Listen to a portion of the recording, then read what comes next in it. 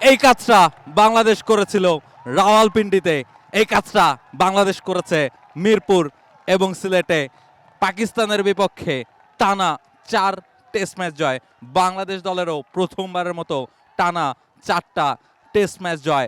নাজমুল হোসেন শান্ত, লিটন কুমার দাস, মেহেদী হাসান মিরাজ, নাহিদ রানাদের এই দল অন্যরকম এক বাংলাদেশ টেস্ট ক্রিকেটে নতুন এক এরায় প্রবেশ করেছে।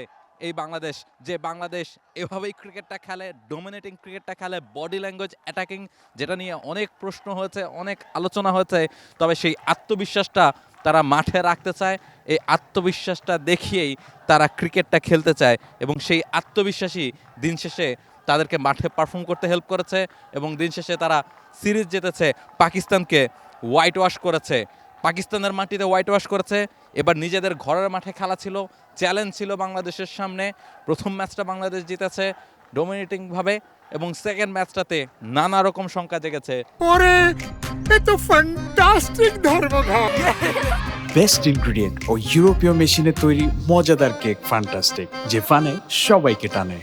বৃষ্টির শঙ্কা ছিল কখনো কখনো, বা মোহাম্মদ রিজওয়ানের ব্যাটিং চ্যালেঞ্জ হয়ে দাঁড়িয়েছিল, বাবর আজমরা চ্যালেঞ্জ হয়ে দাঁড়িয়েছিলেন, তবে সেসবকে থোড়াই কেয়ার করেছেন বাংলাদেশের বোলাররা, বাংলাদেশের ক্রিকেটাররা, এবং যে attacking body language through out the test match তারা দেখিয়েছেন আনবিলিভেবল।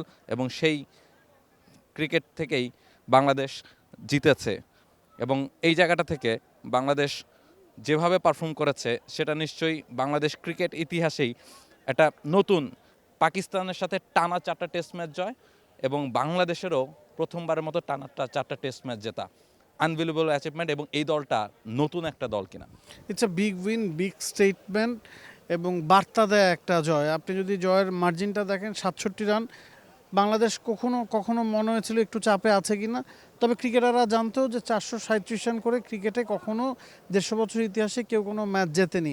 হ্যাঁ, সালমান আলী আঘা যখন একটা পার্টনারশিপ করেছিলেন রিজওয়ানের সাথে, মনে হচ্ছিল যে পাকিস্তান হয়তো ইম্পসিবল কিছু করে ফেলতে পারে, বা আজকে সকালের সেশনেও যখন একটা পার্টনারশিপ হচ্ছিল আমরা হয়তো ভাবছিলাম যে কিছু কি হতে পারে কিনা, তবে দিন শেষে পার্থক্যটা অনেক ছিল এবং বাংলাদেশ প্রপার ক্রিকেটটা 4 দিন 5 দিন ধরে খেলেছে।